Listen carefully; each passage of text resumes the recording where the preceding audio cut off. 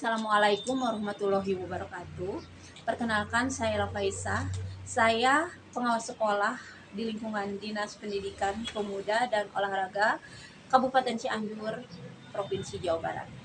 Pada kesempatan ini, saya akan menceritakan tentang praktik baik, bagaimana pendampingan dan pembinaan di sekolah binaan saya. Sebelum menjadi pengawas, saya merupakan guru honorer di SD Negeri Pemoyanan, Kecamatan Sukaresmi, Kabupaten Cianjur selama 5 tahun. Tahun 2010, status honorer saya berubah menjadi PNS dan ditempatkan di SD Negeri Cisereh, Kecamatan Cipanas, Kabupaten Cianjur. Dan pada tahun 2022, saya menjadi kepala sekolah di SD Negeri Babakan Pacet, Kecamatan Pacet, Kabupaten Cianjur. Berawal dari undangan untuk uji kompetensi perpindahan jabatan fungsional guru ke jabatan fungsional kepala sekolah, setelah lulus menjadi guru penggerak, saya mengikuti tahapan untuk menjadi pengawas. Dan alhamdulillah terhitung mulai tanggal 10 November 2023 saya memperoleh SK Bupati nomor 821-185-BKPSDM-2023 yang bertugas sebagai pengawas sekolah ahli muda di lingkungan Dinas Pendidikan, Pemuda dan Olahraga Kabupaten Cianjur dalam bidang kepengawas SDMI di Kecamatan Cipanas. Dengan merujuk SK tersebut, saya selanjutnya akan memaparkan cerita praktik baik model STAR, yaitu situasi, tantangan, aksi, dan refleksi. Selama menjadi pengawas sekolah di Kecamatan Cipanas dengan judul cerita baik adalah pendampingan dan pembinaan pembelajaran dari teori ke praktik yang membawa hasil nyata. Cerita praktik baik ini mengacu kepada rumusan masalah. Yang pertama, bagaimana transformasi peran pengawas agar membawa dampak nyata di sekolah binaan Kecamatan Cipanas, Kabupaten Cianjur. Kedua, bagaimana strategi membersamai kepala sekolah dalam pendampingan dan pembinaan pembelajaran di Kecamatan Cipanas, Kabupaten Cianjur agar mampu mewujudkan layanan pembelajaran yang berkualitas dan berpusat pada peserta didik. B. Pembahasan. Cerita praktik baik ini terdiri dari materi pendampingan dan pembinaan pembelajaran kurikulum merdeka di Kecamatan Cipanas. Yang pertama, situasi. Kabupaten Cianjur merupakan bagian dari Provinsi Jawa Barat. Kabupaten Cianjur ini memiliki 32 kecamatan, 342 desa, dan 6 kelurahan. Sementara itu, Kecamatan Cipanas memiliki 7 desa dan 37 sekolah dasar negeri, 2 sekolah dasar swasta, dan 3 sekolah dasar Islam terbaru di bawah naungan Dinas Kabupaten Cianjur. Nah, di sini jumlah pendidik dan tenaga pendidiknya adalah sebanyak 559 orang. Berdasarkan data yang saya peroleh hingga September 2024 untuk jenjang SD di Kecamatan Cipanas itu terdapat 17 guru penggerak. Dan CGP yang masih mengikuti pendidikan itu ada, yaitu terdiri dari angkatan 10 dan 11 itu terdapat 20 orang dan 3 orang CGP yang parkir, artinya sudah lulus tapi belum pendidikan.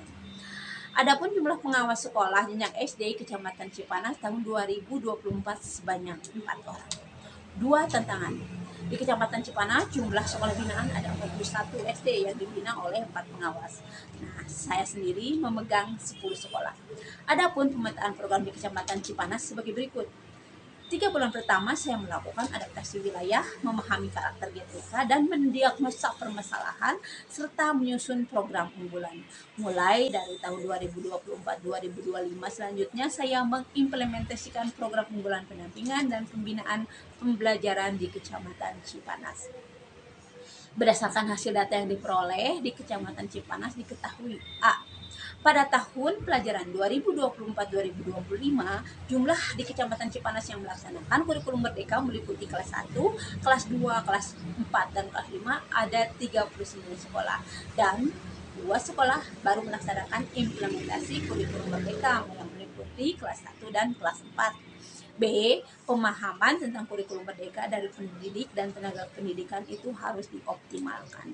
Dan C. Eksistensi komunitas belajar di satuan pendidikan sudah ada namun perlu dikembangkan. 3. Aksi. Sebagai pengawas di Kecamatan Cipanas, saya bertanggung jawab atas 10 sekolah. Nah, di sini diperlukan yang pertama adalah transformasi. Yang pertama itu transformasi peran pengawas. yang akan membawa dampak nyata di sekolah binaan. Nah, di sini tugas saya fokus kepada tugas aspek penting, yaitu adaptasi wilayah, pemahaman karakter GTK, dan diagnosa permasalahan di sekolah-sekolah binaan. Nah, di sini transformasi ini memiliki dampak nyata dalam beberapa aspek, yaitu yang satu, peningkatan pemahaman kurikulum merdeka, yang kedua adalah keterlibatan kepala sekolah.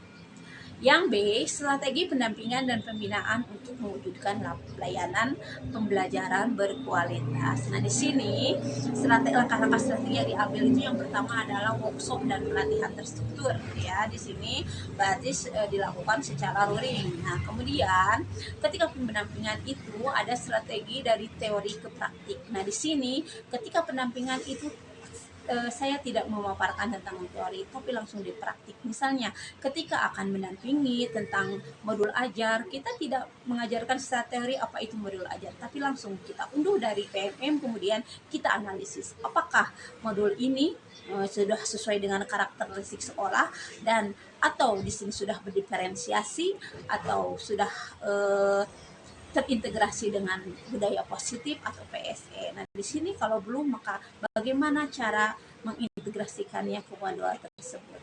Kemudian yang ketiga adalah dan evaluasi secara berkala. Nah, ini sangat diperlukan untuk keberlangsungan program sekolah, ya, di sekolah-sekolah binaan. Kemudian yang keempat adalah mengembangkan komunitas belajar di sekolah. Nah, selain kita ada KKG, juga kita di sekolah-sekolah itu ada komunitasnya, karena diwajibkan juga di kurikulum merdeka ini. Nah, selain itu kami juga membuat komunitas secara kecamatan yang disebut dengan komunitas penggerak Cipanas Pantas. Pantas ini adalah akronim dari prestatis, agamis, nasionalis, tangguh, dan sehat. Nah, ini adalah untuk pembinaan secara atau pelatihan secara refleksi. Nah, strategi yang diterapkan berhasil memberikan dampak nyata di sekolah-sekolah binaan. Kepala sekolah menjadi lebih proaktif dalam mendampingi guru, sementara guru-guru mampu menghasilkan pembelajaran yang lebih inovatif sesuai dengan prinsip kurikulum merdeka. Peningkatan kualitas pembelajaran terlihat dari hasil evaluasi siswa yang peningkatan kompetensi kognitif dan non-kognitif.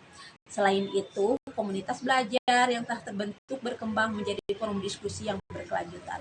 Guru dan kepala sekolah merasa memiliki ruang kolaborasi yang mendukung profesionalisme mereka, dan akhirnya layanan pembelajaran di sekolah-sekolah binaan semakin terfokus pada kebutuhan dan potensi peserta didik sesuai dengan semangat kurikulum merdeka. Terakhir, simpulan. Transformasi peran pengawas dan strategi pendampingan kepala sekolah di Kecamatan Plas telah membuahkan hasil positif dalam meningkatkan kualitas layanan pembelajaran di sekolah-sekolah binaan dengan pendekatan kolaboratif, berkelanjutan, dan berpusat pada peserta didik. Sekolah-sekolah di Kecamatan Cipanas mampu menghasilkan pembelajaran yang lebih berwarna, relevan, serta bagi peserta didik di era kurikulum merdeka. Nah,